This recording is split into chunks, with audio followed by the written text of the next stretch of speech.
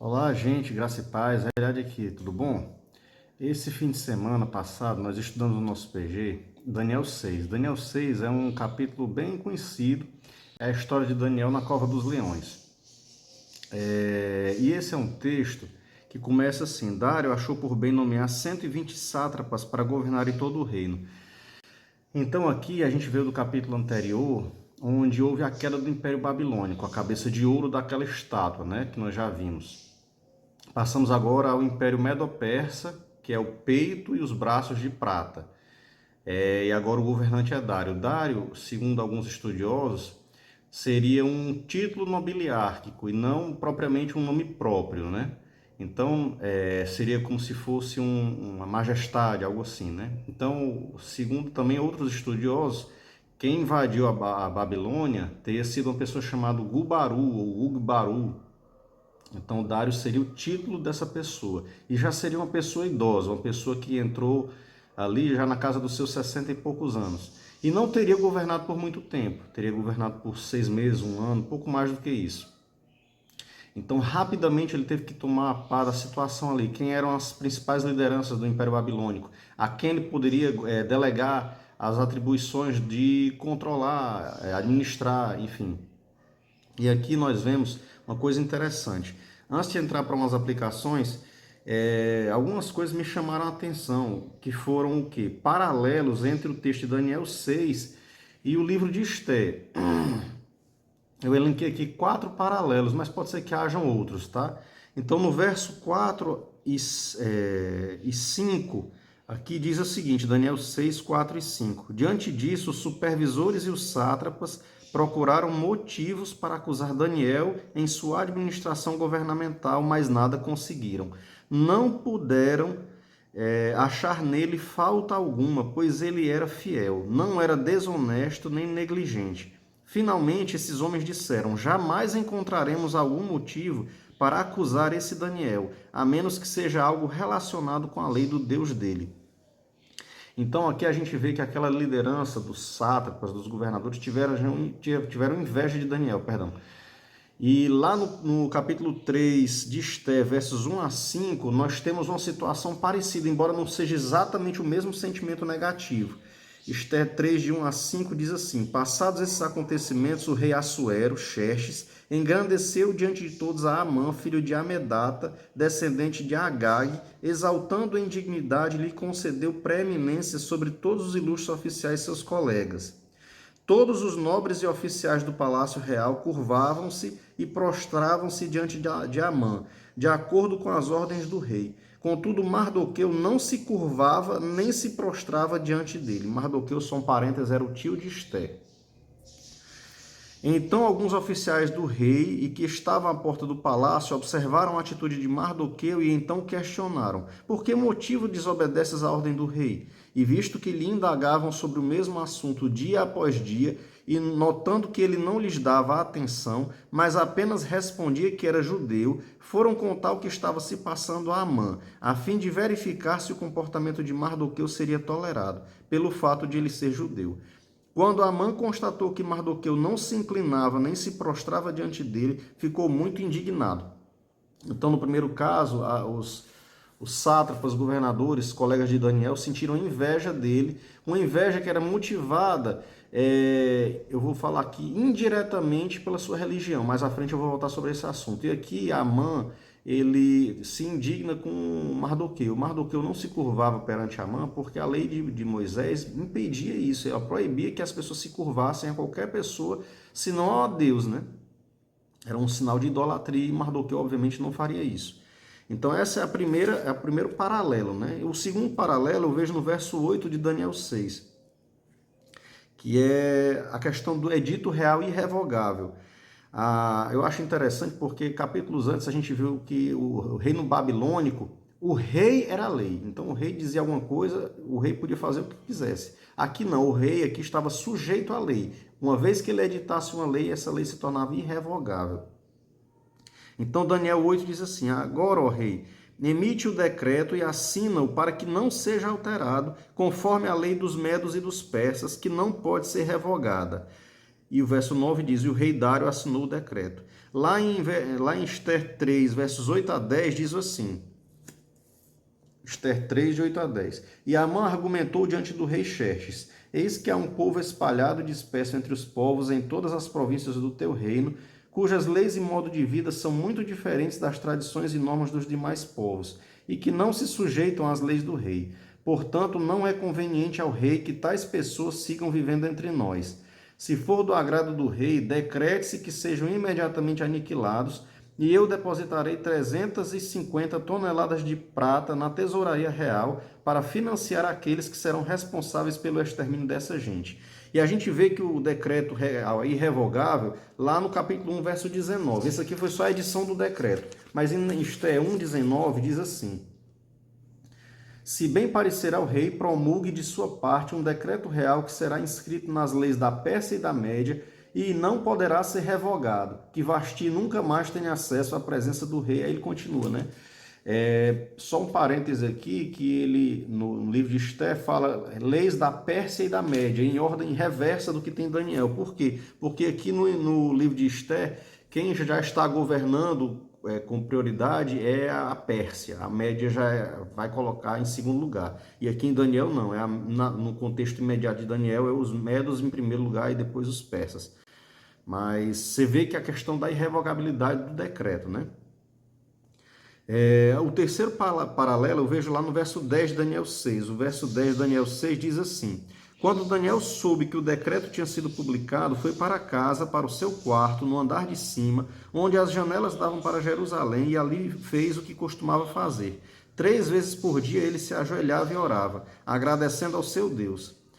E esse paralelo que diz o quê? Daniel busca a Deus por resposta com relação àquilo. Ele não se desespera, ele não se descabela. E eu não vou entrar em mais detalhes porque vai se estender demais o vídeo. Mas lá em Ester 4,16 a gente vê o seguinte. Ester 4,16. Verso 15, antes. Então Ester mandou a seguinte resposta a Mardoqueu: vai, ajunta a todos os judeus que se acharem na capital Suzã e jejuai por mim. E não comais nem bebais por 3 dias, nem de noite nem de dia. Eu e as minhas servas também jejuaremos. Depois irei ter com o rei, ainda que esse seja um gesto considerado rebelde contra a lei. Se perecer por isso, perecer. Então você vê que Ester, em resposta ao edito real, que manda matar todos os judeus, ela manda mensagem para o tio dela, Mardoqueu, para que junte todo o povo de Israel, o povo judeu no exílio, na verdade, né? E faça um jejum. Obviamente o livro de Ester é um livro curioso que não traz nenhuma menção explícita a Deus. Mas a gente vê o jejum. O jejum aqui, obviamente, não era um jejum de dieta, não era para perder peso. Era um jejum de contrição, realmente de buscar o Senhor, de entregar a Ele uma causa impossível, que era a causa de Ester aqui e todo o povo judeu, né? Para não morrer. Então você vê que o comportamento de Daniel e de Ester e do povo judeu ali é um comportamento parecido, tá certo? É um comportamento de buscar a Deus a resposta, não se desesperar, não se descabelar, tá certo? E o último paralelo, obviamente, podem ter mais, mas o que me chamou a atenção está no verso 24 de Daniel, do capítulo 6 de Daniel. E o verso 24 diz assim: e por ordem do rei, os homens que tinham acusado Daniel foram atirados na cova dos leões, junto com as suas mulheres e os seus filhos. E antes de chegarem ao fundo, os leões os atacaram e despedaçaram todos os seus ossos. Olha só que castigo para quem intentou o mal contra Daniel. Aí a gente vê lá em Ester, capítulo 7, o capítulo todo de Ester 7 narra os acontecimentos que sucederam a Amã, pela traição dele, enfim, por tudo que aconteceu, né? Pelo mal que ele queria fazer ao povo judeu. Mas especialmente no verso, vamos lá, verso 10 diz assim, Ester 7, verso 10, e eles enforcaram Amã na forca que ele próprio havia preparado para Mardoqueu. Então perceba que aqui o castigo que ele tinha preparado para Mardoqueu acabou acontecendo com ele, que é um paralelo muito parecido com o que Daniel, os sátrapas tinham tentado matar Daniel na cova dos leões, acabaram eles morrendo lá, né? Então a gente viu esses 4 paralelos aqui entre o texto do capítulo 6 de Daniel e algumas passagens do livro de Ester. E eu acho interessante, só para terminar essa primeira parte, para entrar numa aplicação rápida, que é o seguinte, na lei mosaica existiam diversas situações onde a lei proibia que o castigo de alguém fosse imputado à sua família, aos seus parentes, aos seus filhos. Então, eu acho até interessante que tem um texto, salvo engano, em Ezequiel, que diz que nunca mais se conhecerá em Israel, nunca mais se ouvirá em Israel aquele ditado, que os pais comeram uvas verdes e os filhos ficaram com os dentes embotados. Por quê? Porque havia essa crença, né? Uma crença que incluía inclusive a maldição. Mas o pecado de cada um pagará pelo seu próprio mal. Que inclusive a gente que é do direito, a gente entende isso como uma limitação da extensão da pena. A pena não passará da pessoa, do indivíduo que a cometeu, né? O pecado, o castigo pelo pecado, e lá a gente vê isso em Romanos, o castigo do pecado é a morte, o salário do pecado é a morte, e isso já vem desde o Antigo Testamento.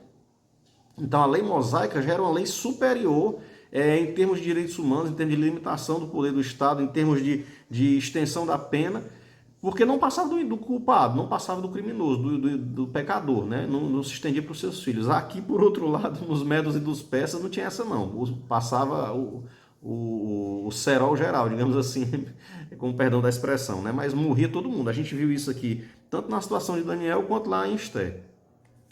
E aí, só para terminar, eu escolhi aqui duas aplicações, e existem muitas, gente, esse é um texto riquíssimo, tá? O verso 4 de Daniel diz que Daniel era excelente em tudo que ele fazia. A gente viu aqui as características que levou com que aqueles homens tivessem inveja de Daniel. Mas eu acho interessante porque Daniel não deixou que suas qualificações, suas qualidades fossem vistas como algo inerente seu, algo que fosse só da sua capacitação, enfim. Tudo aquilo ali redundou para a glória de Deus.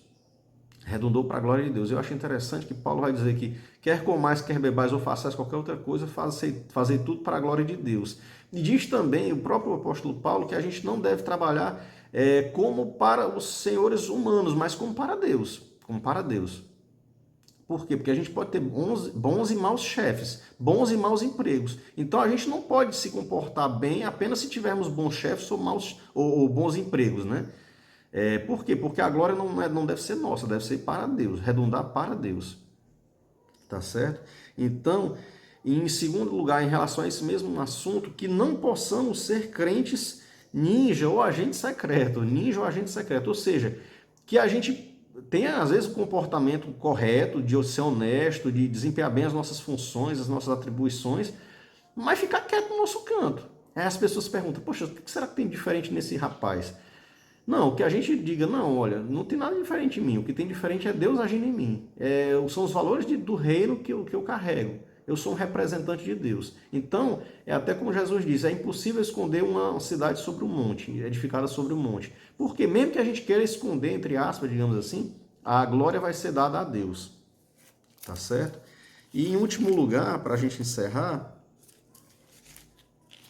uma segunda aplicação foi que Daniel poderia ter ficado calado, fechado sua janela, na hora de adoração. Ele poderia ter continuado fazendo seus rituais, a sua busca religiosa no seu a sós com Deus, no seu tempo de intimidade com Deus, ali 3 vezes ao dia. A hora terceira, né, 9 horas da manhã, a hora sexta, meio-dia, a hora nona, 3 horas da tarde, né?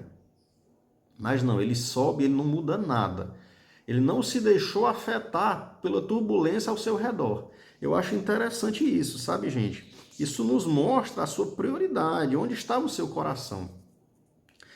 Por outro lado, no entanto, e para terminar esse vídeo, eu digo o seguinte, o comportamento de Daniel era o comportamento de Daniel. Eu não devo julgar os meus irmãos, por exemplo, no Irã, na China, em outros lugares onde a perseguição à igreja é muito forte, e dizer, porque eles se escondem, eles adoram escondido, eles não são fiéis. Não tem nada a ver, gente. O propósito que Deus colocou no coração de Daniel era para que Deus fosse glorificado naquele império mundial. Eu não posso julgar o dia a dia dos meus irmãos em lugares onde a igreja é perseguida, desde que a gente não negue a Cristo, desde que a gente não rejeite a Ele e rejeite seus valores. Amém? Então essas foram algumas considerações que eu tinha a respeito de Daniel 6, e eu convido vocês a participar dos nossos pequenos grupos, onde a gente está estudando a Bíblia, os livros da Bíblia, no caso agora o livro de Daniel. Amém? Deus abençoe.